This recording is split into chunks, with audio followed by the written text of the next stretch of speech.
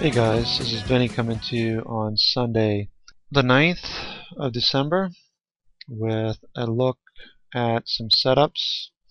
Remember we were talking about the fact that if we go to free charts on stockcharts.com and we click on S&P sector ETFs, we click on histogram, and if we right click on the little scrub bar, we can see that in the last 6 trading days the financials have been outperforming the S&P relative to all the other sectors. Okay, we can see industrials and the others as well, but what I'm focused on is financials because I'm looking for scans going into the week. So let's take a look at some financial stocks. Goldman Sachs is in something of a ascending triangle. If we go to the weekly, look at the weekly Ichimoku, we can see that we're right here in the scheme of things. We had a double bottom here, and now we're making higher lows. We haven't made a higher high yet, but stochastics is moving lower on the weekly. And if we shift to a larger time frame, you can see where we came from. So looking at these highs, you can see where our potential is. Okay, for that larger triangle pattern that we put in on a weekly basis. So the only reason I'm pointing this out is because if we do break out of here, the potential for resistance at this point, which would also coincide with this high we put back in 2011. The other part of it is remembering where GS came from before the failure of Lehman Brothers and so forth. So we were at highs up here in the 200s, and now we're trading at 116. Okay, let's take a look at a few other charts. Let's look at the daily on JP Morgan, which is performing quite well. We can see that we had a Kumo breakout on Friday. Okay, we're above the Kumo, we came back down into the Kumo. Really wasn't a breakout, it's more we're emerging again above the Kumo. But this is an ascending pattern as well. And if we take this higher high, there's a potential for a target there too. Okay. So being overbought, being that the sector has been seeing a lot of interest in the last week, I may watch this on Monday. Morgan Stanley, something of a cup and handle.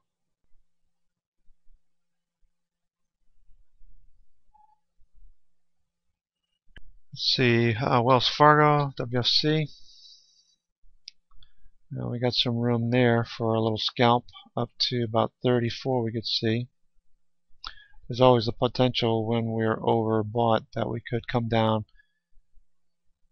and retest this breakout and then move higher. So you have to be aware of that as well in this bigger pattern. Looking out, we can see where we've come from. Let's look at the weekly. But we're oversold and we did get across. So that's something to consider on the weekly.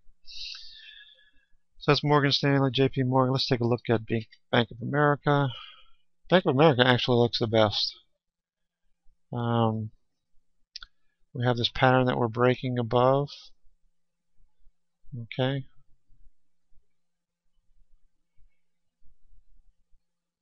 There's a little double bottom there. And we're breaking out of this pattern. So it's something to keep an eye on. Also, if you look at the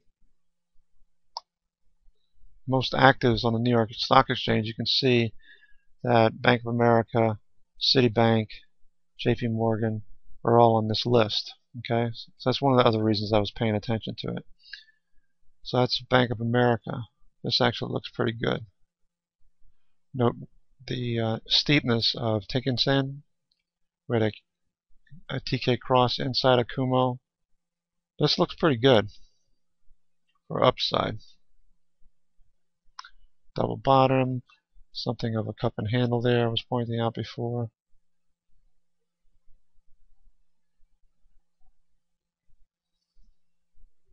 Let's take a look at the Kirby on the daily. You can see where price is compared to the Kirby. Alright. Back on the Ichimoku. On the weekly, you can see where Chikou is. Right here. So it's above the Kumo and above price. That's very bullish. Citibank laid off, what was it, 11,000 employees or 18,000, some crazy number. Okay, this is the weekly. Check out that nice candle we put in last week. Stochastics is pointing higher again. We had a bounce here. On the daily,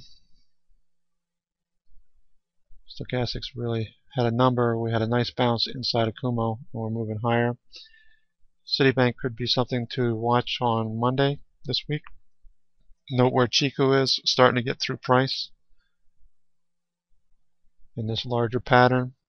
You could conceivably see this as a target, that upper channel line. Although there's really no,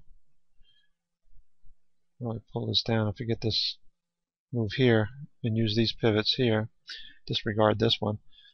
So we have a potential for move up to 38.67. So another dollar. I mean, it's possible. Let's take a look at the daily. MACD gave us a cross too. And that looks pretty strong. So Citigroup's looking pretty good. Let's take a look at some of the smaller banks. Ozark looks decent. We got all the EMAs crossing. We're overbought. Stochastics, but MACD looks good. We have this pocket in here. Zion is something that GTO has traded in the past. We have a little bounce off of here. The trend line. This looks good. Stochastics. Zion actually looks pretty good. If we take a look at some fibs, we can take this high down to this low. You can see the 382, the 50, 618, these three lines here. This is the 382 up at the 50 period. That's not quite a dollar away. And the 50% retracement up at 2084. So we got a dollar there. Stochastics looks good. It's making a turn. MACD looks okay. Let's take a look at the Ichimoku chart. We have Kumo at that same area. Alright, so that's a good target. 2084, 21. Okay. Stochastic. Let's take a look at the Keltner B bands. So B bands are getting inside of, almost trying to get inside of Keltner. It's only on one side right now, but if we go to like the 60-minute, you see we came close and now we're expanding. Upper Bollinger Band is expanding. That's indicating we could see some more momentum. Zion looks pretty good actually. Huntington Bank shares, that's HBAN. I don't think that's doing as well if I remember correctly. Bollinger Band's inside Keltner. We could see an expansion here and a continuation on the momentum on the hourly. Let's take a look at the daily though. We have, yeah, that looks pretty good. So you got Kumo up here at 650, 660. Let's you can get a scalp out of this on Monday. We're just under the 20 period.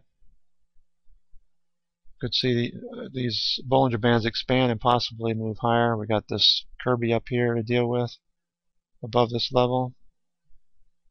Get above the 50, this could move up to this upper trend line, 720. So if you wanted to scale into this and add if we get above the 50, that would be a good strategy. And put your stop in below this low here, and say 575. Looking at FinBiz and their bubbles. Remember we looked at this last night in the video I put together that showed some promise in some of these stocks. JP Morgan, noticed that. There's some other financials like Schwab. Let's take a look at SCHW. Schwab. Nice pattern there. Let's look at the hourly. Had a nice breakout. Unfortunately, we missed this, right? But there might be a potential for, you got some resistance here on Kumo. Stochastics looks okay. Could see a potential for it to move up to Kumo if it's resisted here for a move back, but if it makes it through this area, being Chikou is in the middle of Kumo and trying to rise out of this, there's a possibility for a move out of that. So Ameritrade is AMTD, I believe. Ameritrade, another financial.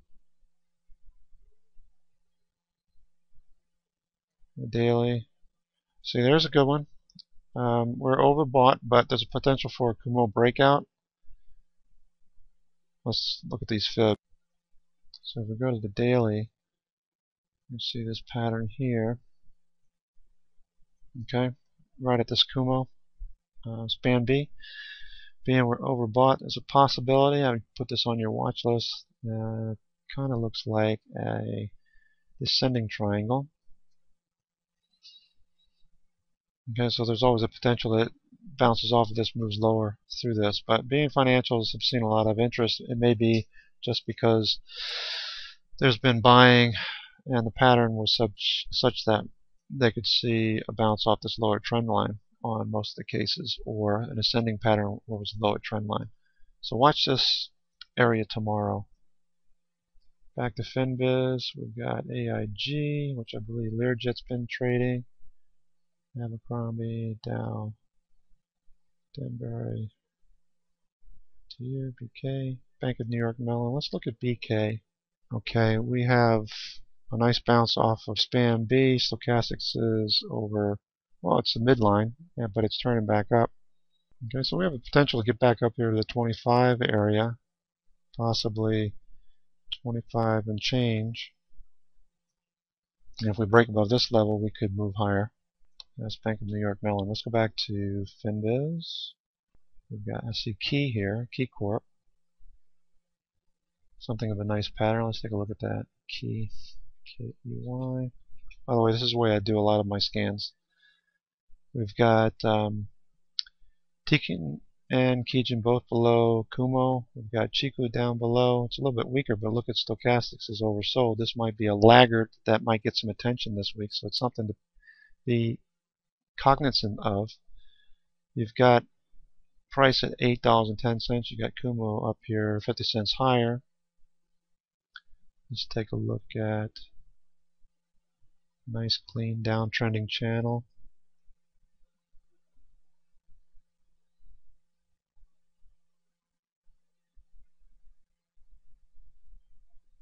Okay. Remember, Kumo's up here at $8.60. So we can see, the pattern is pretty long. I like to look for a breakout around the 70 to 75% of the channel. And we got the 200 period right here. So if we break above the 200 period, it's something to consider. Something of a cup and handle. It's not really what O'Neill would define as a cup and handle, I guess, because the handle should be much shorter. This was pretty long.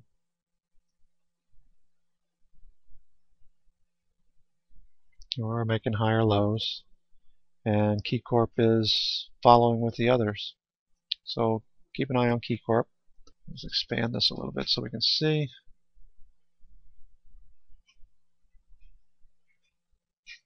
Mintab, CloudSpace. Well, CloudSpace is looking pretty decent, although you wouldn't know it from looking at the sector map. Zion, there's your Zion. Remember we pointed that out. Morgan Stanley. So I think finance is going to be the place to look this week. Alright?